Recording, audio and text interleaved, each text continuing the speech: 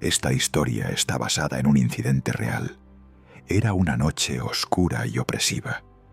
Un escalofrío frío parecía recorrer la espina dorsal de la tierra, como si ésta también fuera consciente de los horribles acontecimientos que estaban a punto de suceder.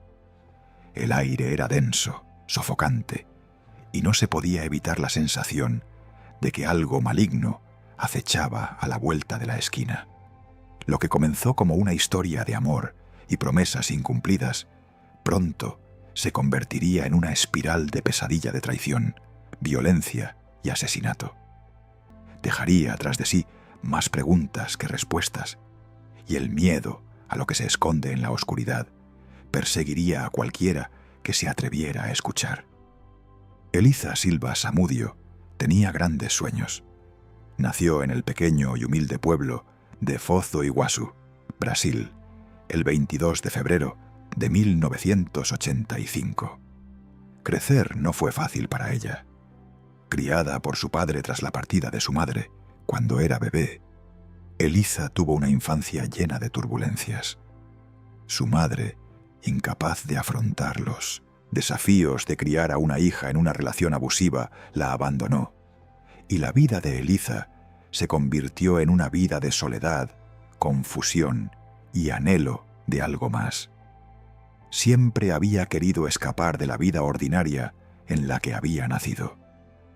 A los 18 años, Eliza se mudó a Sao Paulo con solo un sueño y la férrea determinación de lograrlo. Su camino no fue nada sencillo. Con dificultades para llegar a fin de mes, Eliza se vio inmersa en el sombrío mundo del trabajo sexual. Pero tenía planes más ambiciosos. Quería ser modelo, una ambición que la llevó a recorrer los rincones más oscuros de la industria. Mientras ascendía en la escena, se enfrentó a más dificultades y explotación de las que jamás imaginó. Con el tiempo, consiguió trabajos como modelo e incluso apareció en películas para adultos, pero nunca fue suficiente para librarse de la sensación de que siempre le faltaba algo. Entonces, en 2008, todo cambió. Conoció a Bruno Fernandes das Dores de Souza, una estrella emergente del fútbol brasileño. Bruno era el portero del prestigioso Flamengo, y para el mundo era la personificación del éxito y el encanto. Lo tenía todo: fama, fortuna, poder, y era todo lo que Eliza esperaba de un hombre. Durante un tiempo, solo fue una aventura casual. Bruno estaba casado por aquel entonces, pero le prometió que dejaría a su esposa por ella. Eliza, cegada por la esperanza de encontrar por fin a alguien que la eligiera, cayó rendido. Pero con el paso del tiempo, las cosas se complicaron. Eliza quedó embarazada. El sueño que creía tener con Bruno se hizo añicos rápidamente. Bruno, negando cualquier responsabilidad, se negó a reconocer al niño como suyo. Acusó a Eliza de intentar atraparlo con un golpe de vientre, un término que implicaba que solo estaba embarazada para conseguir dinero. Para Eliza, el rechazo fue devastador.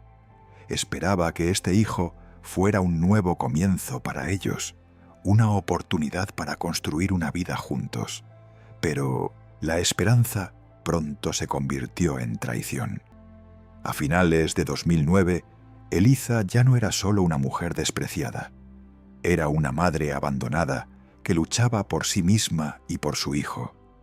Presentó una demanda de paternidad y empezó a exigir la manutención de sus hijos, sabiendo que nunca podría contar con Bruno para nada. Sin embargo, Bruno le dejó claro que haría todo lo posible por borrarla de su vida. Pero Eliza no se dio por vencida.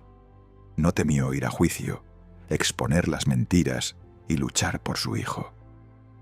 Ese octubre, su pesadilla se agravó. Eliza acudió a la policía y presentó una denuncia inquietante que desencadenaría todo.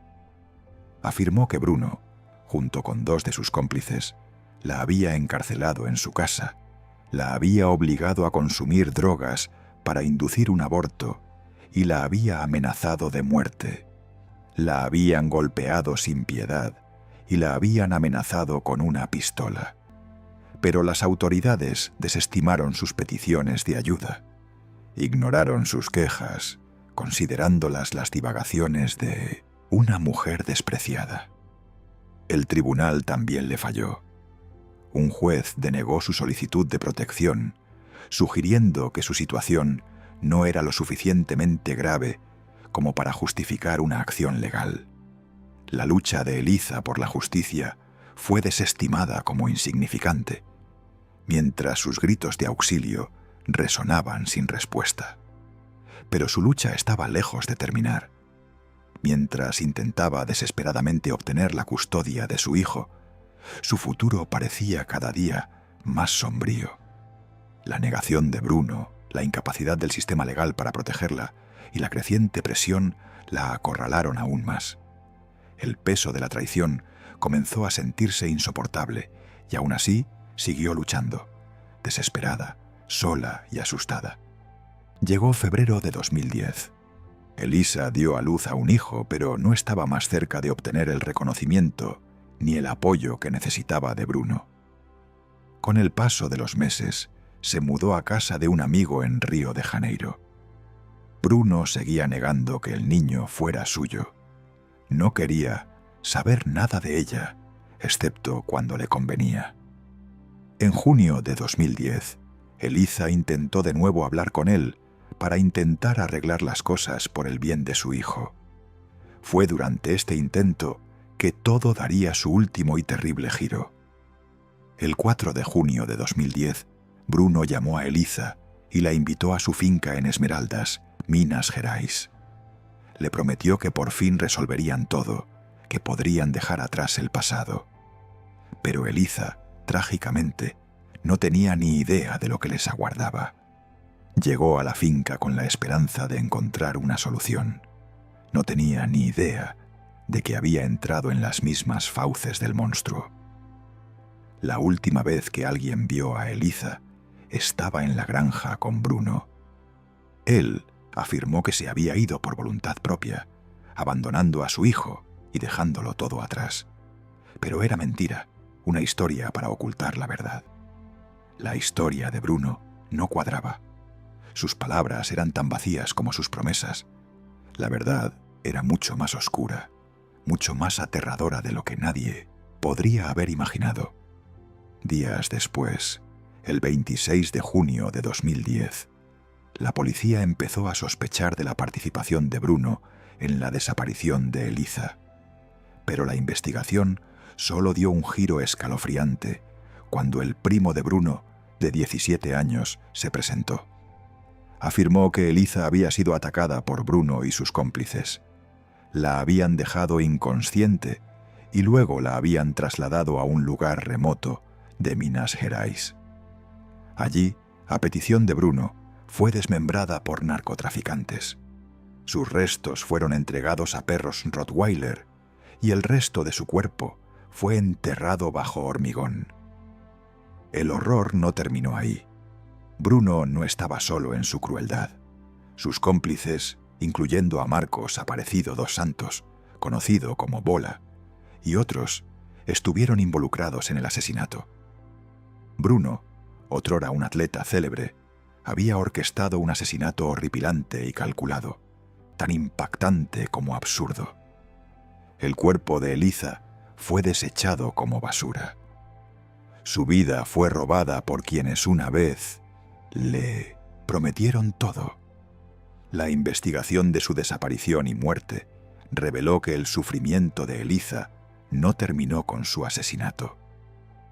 Fue como si la hubieran borrado del mundo por completo, reducida a una nota al pie en la vida de quienes la traicionaron. Pero su hijo, la vida inocente por la que había luchado, sería quien sobreviviría. Las mentiras y la crueldad de Bruno no solo se llevaron una vida, sino que destrozaron a una familia, dejando tras de sí un legado de dolor y miedo. El juicio comenzó en noviembre de 2012 y la verdad saltó a la luz pública. Bruno, junto con sus cómplices, finalmente rindió cuentas. Bruno fue condenado a 22 años de prisión Macarrão a 15 años y Bola también a una larga pena de prisión. Pero a pesar de todos los años que pasaron en tribunales y tras las rejas, ninguna sentencia pudo jamás deshacer la oscuridad que habían desatado. Ningún veredicto pudo devolverle la vida a Elisa, ni borrar la escalofriante realidad de lo que le habían hecho. La otrora prometedora carrera futbolística de Bruno era ahora un lejano recuerdo. No era más que un asesino convicto, un hombre cuyo nombre quedaría ligado para siempre a uno de los crímenes más horrendos de Brasil. Sin embargo, al cerrarse las puertas del tribunal, el horror no terminó ahí. La historia de Elisa Samudio perduraba en las sombras, atormentando a todos los que la conocieron. Lo que le ocurrió fue un sombrío recordatorio de la violencia que puede existir en los corazones de aquellos en quienes más confiamos. Y con el paso de los años, la gente seguiría preguntándose: ¿cuántos más se perderán en la oscuridad para nunca ser vistos? El final de la historia de Elisa pudo haber llegado en el tribunal, pero el miedo, el misterio y la escalofriante verdad de lo que le sucedió nunca desaparecerían del todo. Permanecerían en la oscuridad para siempre. Y que te hizo reflexionar. Asegúrate de suscribirte a Casos sin resolver.